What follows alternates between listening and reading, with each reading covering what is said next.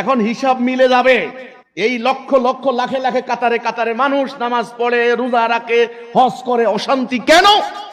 এই লম্বা দাড়ি, এই লম্বা টুপি, 2400 টাকার স্কেলে চাকরি করে, ঢাকায় 10টা বাড়ি, কোথা থেকে হইছে? এখন বুঝবেন। আমল করে, লেবাস ধরছে, পড়ালেখা করে, কিন্তু ইমান নাই। কি নাই? ইমান নাই।